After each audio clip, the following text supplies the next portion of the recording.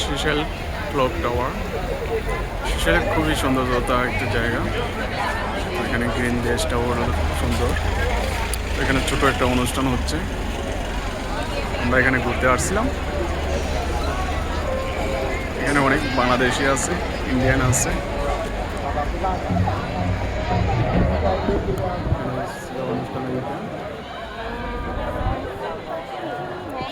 Seychelles শহরটা খুবই ছোট্ট।